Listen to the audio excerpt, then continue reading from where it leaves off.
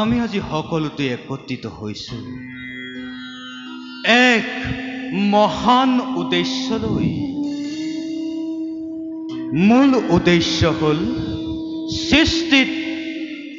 পৃথিৱীত সৃষ্টিৰ পাতনি মেলা আৰু কাৰ্যভাৰ গ্ৰহণ কৰা। প্ৰয়োজন হ'লে লক্ষ্মীয়েও এই কাৰ্যত সহায় কৰিব লাগিব। অপাৰ মহিমা আপোনাৰ অনন্ত লীলা, তাত কোনে কি তত্ত্ব পাব প্ৰভু? তথাপিতো আদেশ পালে সকলো কাৰ্যই কৰিবলৈ সাজু আছো প্ৰভু। সৃষ্টিকৰ প্ৰভু, আপোনাৰ কিবা মতামত আছে? ভগৱান শ্ৰী নাৰায়ণৰ আদেশত আমি আজি মিলিত হৈছোঁ। কাৰ্য আৰু দায়িত্ব হ'ল সৃষ্টি। সেই আদেশ লৈ পৃথিৱীত মানৱ দানৱ, পশু কীট পতংগ আৰু গছ লতা তৰু তৃণ আদি 4 বিধ জীৱৰ সৃষ্টি কৰা হৈছে। প্ৰভু বিষ্ণুৰ পালিত আৰু আশ্ৰিত হৈ জীৱনকাল অতিবাহিত কৰিছে।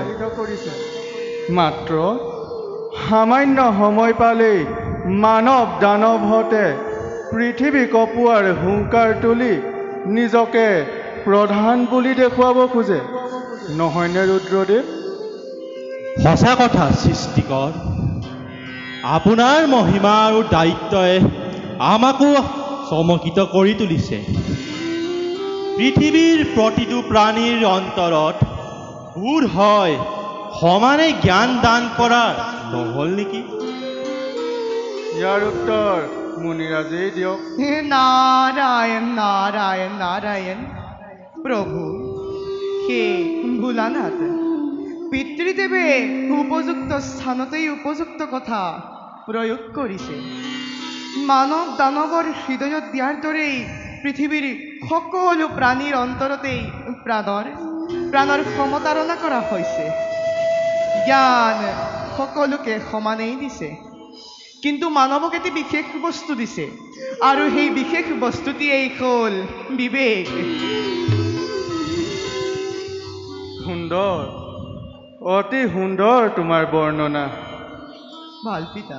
তাৰ মানে মোৰ অনুমান সঁচা, কিন্তু আমি মহাকালৰ ভাৰখনি পাই শান্তি হ'লে পোৱা নাই অলপ। সংসাৰৰ প্ৰতিটো প্ৰাণীৰ ভিতৰত বিবেকবান হৈ মানৱ দানৱে অতি জঘন্য কাম কৰিবলৈ কিয় সংকোচ কৰা নাই? ন্যায় অন্যায়, পাপ পুণ্য, ধৰ্ম আদি বিচাৰ বৰ্জন কৰি পৃথিৱীত যি অসম্ভৱৰ সৃষ্টি কৰিছে তাৰ বিচাৰ কোনে কৰিব?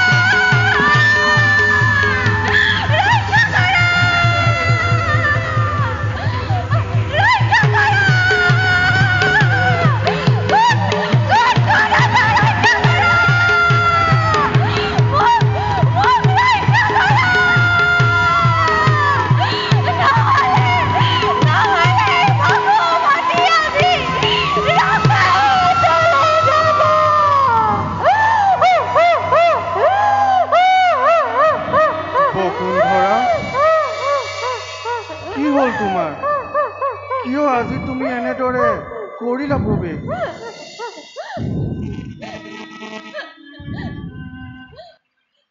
প্ৰভু বসুন্ধৰা, অন্তৰ্যামী পিতা, বসুন্ধৰা, হে ভোলানাথ, বসুন্ধৰা, আৰু হে দেৱৰ্ষি নাৰায়ণ,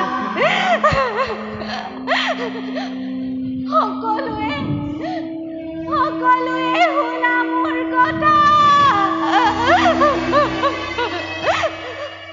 বসুমতী নাম মোৰ নীৰৱে কৰিছো সহ্য দুৰ্গৰ যন্ত্ৰণা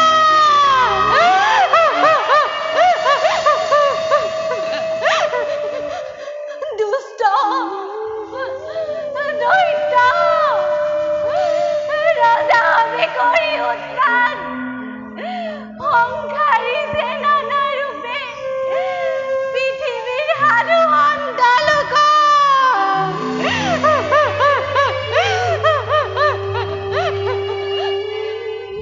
দয়া ধৰ্ম কৰা নাই কাৰো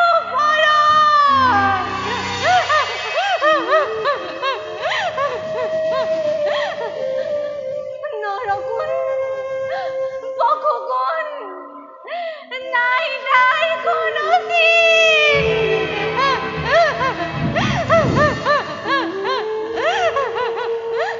সকলোবোৰ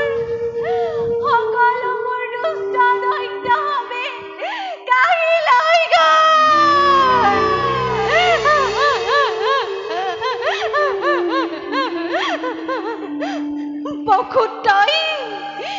বখুতই ভাঙি দিলে তিনি খুৰা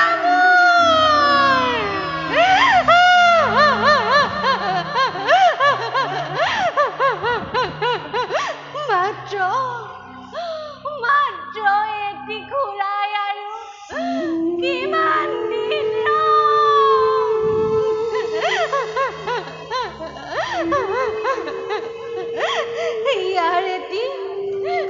ইয়াৰ এটি উপায় দিয়ক প্ৰভু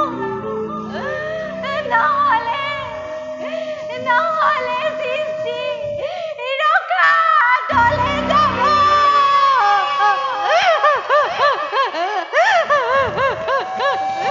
ৰখি ধৰিত্ৰী তোমাৰ বৰ্ণনা শুনি বুজিব পাৰিছো মই তোমাৰ যাতনা কিন্তু ইয়াৰ সমিধান দিব স্বয়ং বিষ্ণুদেৱে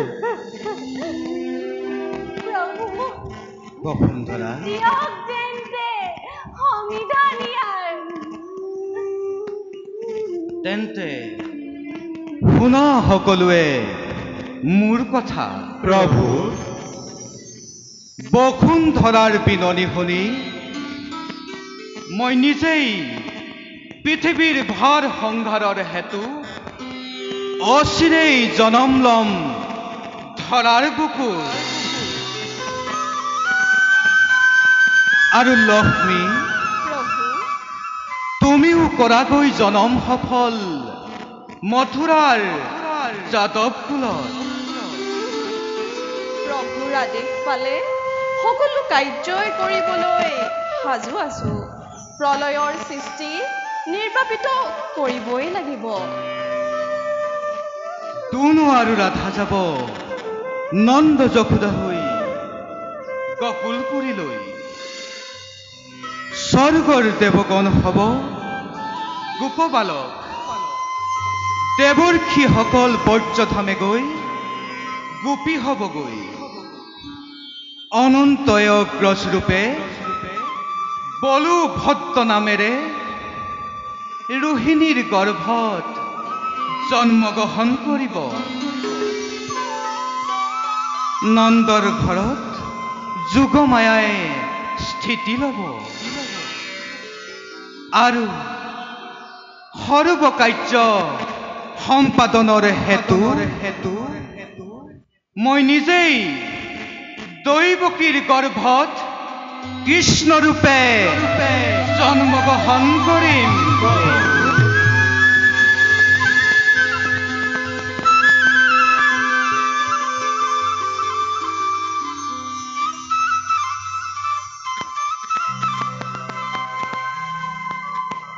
আৰু দেৱৰ্ষিতে সকলো কাৰ্যৰ বাবে সকলো ঠাইতে উপস্থিত থাকিব গতিকে হে ধৰিত্ৰী প্ৰভু চিন্তা তুমি নকৰা অলপো। অবিলম্বে অৱসান ঘটাম সকলো দুখৰ। সাধুসন্ত ৰক্ষা হ'ব, পূৰ্ণ হ'ব বাসনা তোমাৰ। এতিয়া তুমি যোৱা নিজ ভৱনে।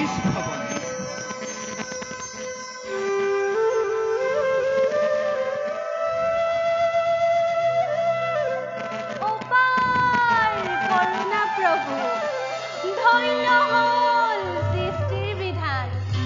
হে প্ৰভু, হে ভোলানাথ, হে পিতামহ আৰু হে দেৱৰ্ষি নাৰদ। বিদায়! সুন্দৰৰ চিৰদাসীয়ে বিদায়হে মাগিলো।